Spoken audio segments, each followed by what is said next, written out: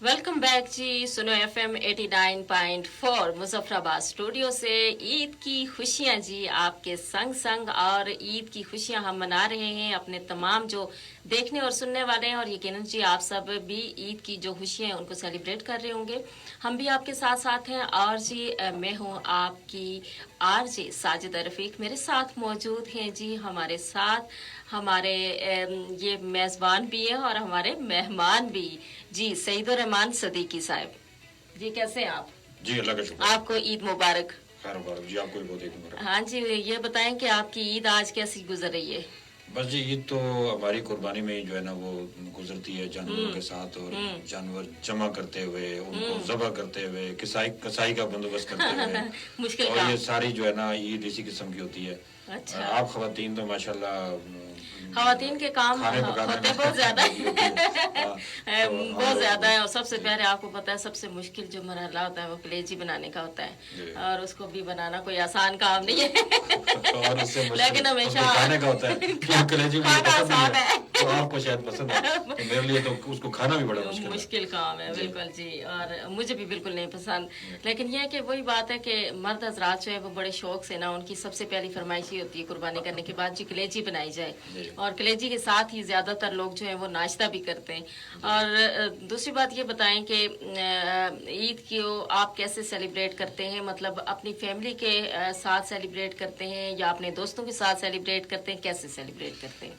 जी सजदा, असल में कई सालों से ना, गुज़िश्ता तकरीबन मैं आपको बताऊं कि 10-12 साल से मुसलसल ये जो ईद उल अज़हा है मेरी, वो जो कि मेरी एक एनजीओ भी है, अच्छा। तो ये कोई गुज़िश्ता तकरीबन 15-20 दिन या एक माह हमारा जानवर जमा करने में गुजरता है। जैसे अच्छा। सस्ते जानवर मिल जाएं, गाय, बकरे, छोटे जानवर जो भी, अच्छा। वो हमें मिल जाएं, वो हम ढूंढते रहते हैं। फिर वो जब जो हम खरीद लेते हैं तो उनको संभालना एक बड़ा मुश्किल का होता है काम, और वो फिर ये कि उनकी कुर्बानी का एहतमाम करना, फिर उनको उनके कसाईयों का बंदोबस्त करना, उनको एक जगह पे जो है ना वो रखवाना, उसके लिए किसी बंदे का बंदोबस्त जाहिर है। करना, और फिर वो कुर्बानी करने के बाद फौरी तकसीम का। अमूमन गर्मियों में, अभी भी आज भी गर्मी बड़ी शदीद है, बहुत तो ज्यादा इस गर्मी में तो फौरन आपने ज़बह किया और गोश्त आपको फौरन तकसीम करना पड़ता है, वरना खराब हो जाता है। खराब हो जाता है, और तकसीम करने का जी, मरहला बड़ा मुश्किल तो होता है ना। ये तो तकरीबन एक माह से लेके ईद के तीसरे जो है ना दिन तक, तो मेरी तो इस तरह की ईद अच्छा, गुजरती है। मसरूफियत कोई यानी वो इसी तरह की आपकी रहती है। दोस्त अहबाब मिलना जुलना, घूमना फिरना, या फैमिली को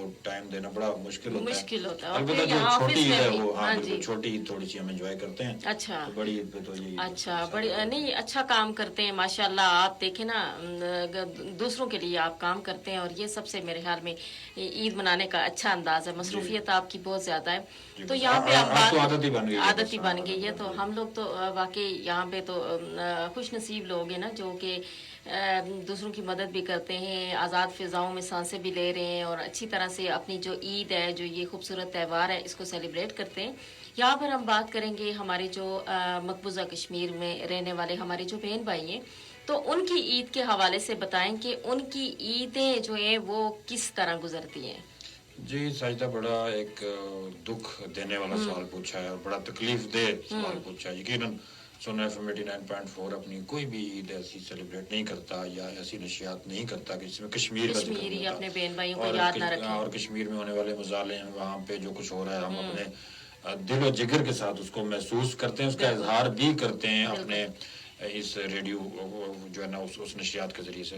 तो आज ही कुछ देर पहले मैं जो सोशल मीडिया अपना अपडेट कर रहा था, तो मुझे श्रीनगर से मैंने कुछ वीडियोस मंगवाई कि चले वहाँ पे जो ईद के इज्तिमात हुए हों, तो जाए मस्जिद श्रीनगर जहाँ सबसे बड़ा इज्तिमा होता था, वो आज भी उसको बंद किया, अच्छा, बंद रखा ताला है, और मीरवाइज घर के अंदर नजर बंद हैं। जो ईद के दिन लाखों लोगों के दरमियान में होते थे, वो अब ईद के दिन अकेले हैं घर के अंदर। और वहाँ पे नमाज नहीं हुई, आज इजाज़त नहीं थी, लोगों ने घरों में ही बस वो वक्त गुजारा। और एक बड़ी खौफ की फ़ज़ा है। नरेंद्र मोदी साहब जब से आए हुए हैं वहाँ पे, तो वो जबर जुल्म और दबाव के ज़रिए से कश्मीरियों को खामोश करवाने का सोचते आए हैं। लेकिन कश्मीरी खामोश नहीं हुआ। मीर वाइस का आज भी बयान आया है, उन्होंने कहा कि भाई आप क्या साबित करना चाहते हैं कश्मीर में ये सारा कुछ छुपा के, तो दुनिया से छुप तो कुछ भी नहीं सकता, और दुनिया को वहाँ के हकायक भी पता है, वहाँ पे होने वाले मजालिम भी पता है, और एक लम्हे में जो है ना दुनिया पूरी में खबर जो है ना फैल जाती है। तो आप ईद की इजाज़त आप नहीं दे रहे, उससे क्या खतरा है आपको?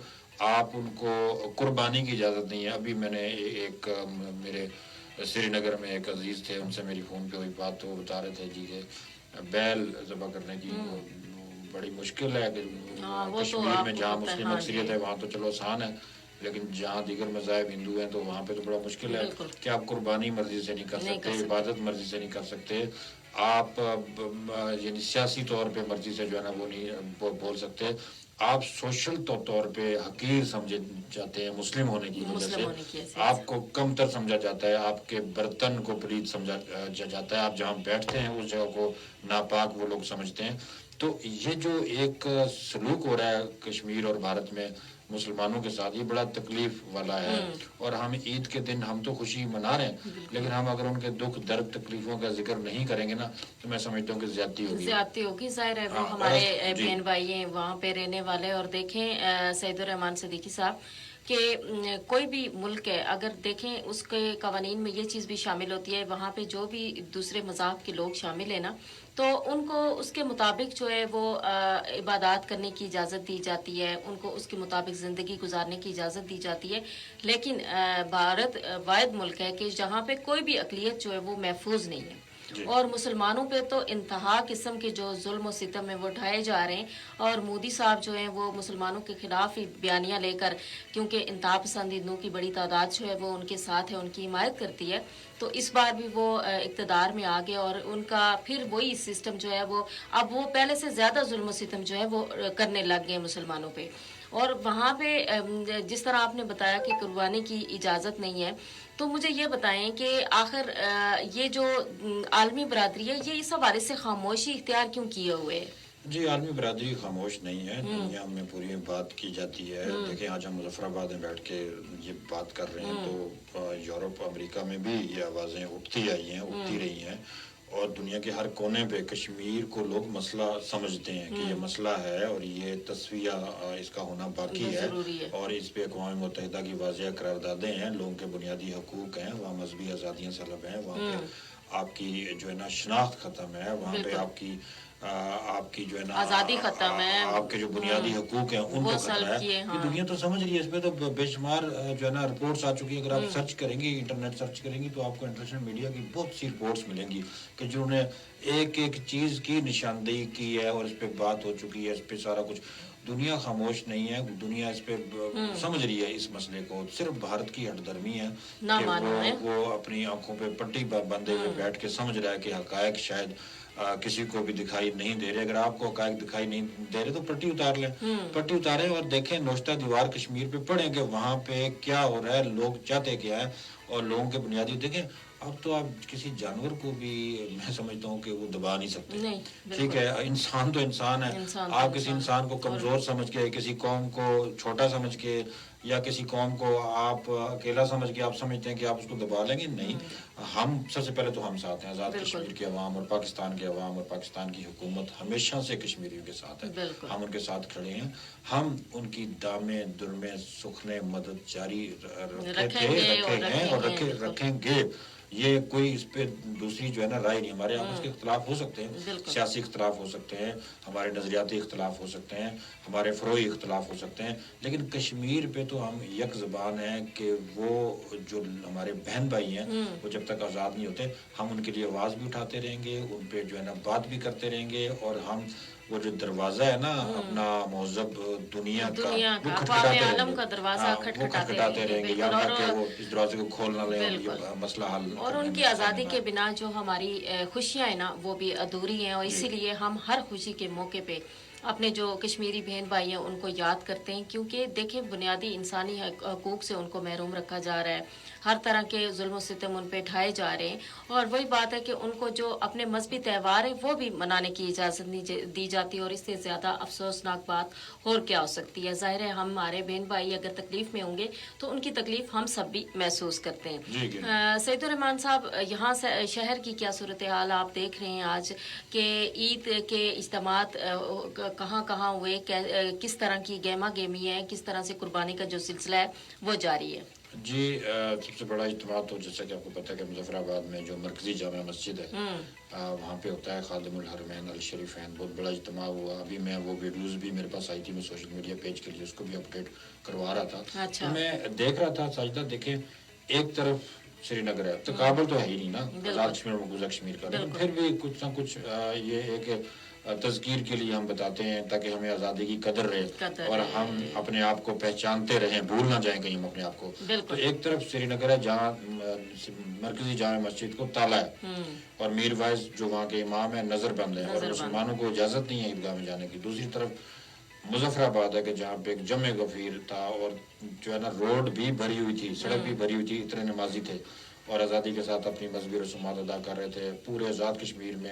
اسی طرح آپ کو پتہ ہے کہ اجتماعات ہوتے ہیں اور لوگ بڑا انجوائے کرتے ہیں، یہ آزادی کی برکت ہے سجدہ۔ بالکل، اور اس کے بعد قربانی بھی جاری ہے، قربانی کا سلسلہ، قربانی بھی بڑے ذوق و شوق سے ساتھ ہو رہی ہے۔ اس موضوع پہ بھی ہم آئیں گے، دیکھیں قربانی آپ کریں، ضرور کریں، لیکن اب جو مرحلہ آئے گا نا وہ آلائشیں جو آپ پھینک دیتے ہیں جگہ جگہ، کوئی اس کا مؤثر انتظام نہیں کرتے۔ پھر آپ ابھی میں ایک جگہ سے بیرن نوشا سے آ رہا تھا تو کوئی جانور ذبح کر رہا تھا تو وہ اترا ہی ہے روڈ اوپر سے لے کے نیچے تک خون ہی خون اتر رہا تھا۔ تو کم از کم آپ یہ جو جانور ہیں ان کی قربانی کا گوشت بھی قابل احترام ہے، ان کا خون بھی قابل احترام ہے، اس کو مٹی میں آپ جو ہے نا وہ دبا دیں، آپ اس کے خون کو پوری سڑکوں اور گلیوں میں نہ بہائیں جس سے لوگوں کے لیے مشکلات بھی ہو، بیماریاں بھی پھیلیں۔ اور دیکھیں ابھی میں بھی جب آ رہی تھی اسٹوڈیو کی طرف تو میں نے بھی راستے میں دیکھا اسی طرح لوگوں نے جو ہے نا سڑک کے کنارے پہ اسی طرح پھینک دیتے ہیں جو بھی اس کی چیزیں ہوتی ہیں، اور بات وہی آتی ہے کہ ہم اگر اپنے گھر میں صفائی کا انتظام کرتے ہیں، ہم کہتے ہیں ہمیں صفائی پسند ہے،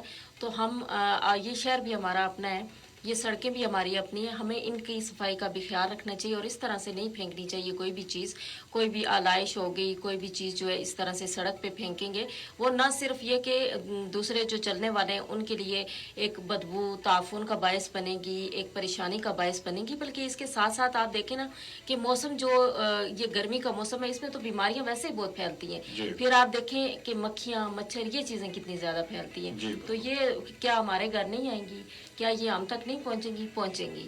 تو ہم لوگ یہ نہیں سوچتے نا، ہم لوگ صرف بس ایک ہی طرف ہمارا دھیان ہوتا ہے کہ بس ٹھیک ہے اپنے گھر سے باہر پھینکو چاہے وہ کسی کے سین میں ہی کیوں نہ لگے۔ بالکل ایسا ہی ہے، بالکل ایسا ہی، یہ تو بدقسمتی ہے۔ جی بالکل، تو اس حوالے سے جی خاص طور پہ تمام جو ہمارے دیکھنے والے ہیں، سننے والے ہیں، ان سے ہم یہی گزارش کریں گے کہ اپنا جو شہر ہے اس کو صاف ستھرا رکھیں، قربانی کا یہ جو فریضہ ہے، مذہبی فریضہ ہے، اس کو انجام دیجیے، لیکن اس کے بعد جو آلائشیں ہیں ان کو بھی ایک پراپر طریقے سے آپ ٹھکانے لگائیں، پھر یہ اس کے جتنا بھی خون اور یہ چیزیں جو ہیں وہ مٹی میں دبا دیں تاکہ بیماریاں بھی نہ پھیلے، مکھی مچھر بدبو ان چیزوں سے بھی نہ صرف آپ بلکہ باقی لوگ بھی محفوظ رہیں۔ جی سعید الرحمان صدیقی صاحب، اور سنائیں، یہ بتائیں کہ ہمارا جو شہر ہے یہاں پہ ایک تو یہ آپ نے بتایا کہ یہ قربانی کی جو کھالیں ہوتی ہیں، آیا ان کو اکٹھا کرنے کا کوئی خاص انتظام کیا گیا ہے؟ مطلب لوگوں کو جس طرح سے ہم دیکھتے ہیں نا کچھ جگہوں پہ یہ ہوتا ہے کہ باقاعدہ اعلان کیا جاتا ہے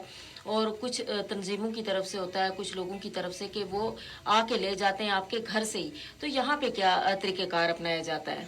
جی سب سے پہلے تو یہ ہے کہ آپ جو لائشوں کا ذکر کر رہی تھی بڑا اہم ہے، کیونکہ اس پہ کئی عرصے تک تعفن پورے شہر میں پھیلا رہتا ہے، تو سب سے پہلی ذمہ داری تو لوگوں کی ہے کہ بھائی آپ دیکھیں قربانی آپ اللہ کی خوشنودی کے لیے کر رہے ہیں، اللہ کو خوش کرنے کے لیے کر رہے ہیں، اس کے ساتھ اگر آپ اس کے ذریعے سے کسی کو تکلیف پہنچا رہے ہیں تو خدا نخواستہ کہیں وہ اجر اللہ تعالیٰ ضائع ہی نہ کر دے، اس کو بھی آپ پیش نظر رکھیں اور ان کو ٹھکانے لگائیں۔ پھر ہماری بلدیہ کے اداروں کو تھوڑا سا ایکٹیو ہونا پڑے گا، اور وہ ہوتے بھی ہیں ان دنوں میں، خاص ان کی ذمہ داریاں بھی جو ہے نا بڑھ جاتی ہیں، ان کے جو ٹریلر وغیرہ ہیں آج بھی میں نے دیکھا شہر میں گھوم رہے تھے اور وہ उन जगहों से यानी वो अपनी जिम्मेदारियां आज के दिन भी कर रहे निभा हैं, रहे लेकिन हैं। उनको जरा मुतहरक होने की जो है ना जरूरत है। और इन दिनों में जो हमारे चीफ एडमिनिस्ट्रेटर हैं या मेयर हैं जो हमारे म्युनिसिपल कॉर्पोरेशन के, उनको खुद फील्ड में होना चाहिए। बल्दिया के जो अफसरान है अगर वो फील्ड में होंगे तो ये जो नीचे वाला अमला है वो ज्यादा एक्टिव होकर काम करेगा। आपने जिक्र किया कुर्बानी की खालों का, देखें अब तो गवर्नमेंट ने एक पॉलिसी बनाई है कि सबको खालें जमा करने की इजाजत नहीं है।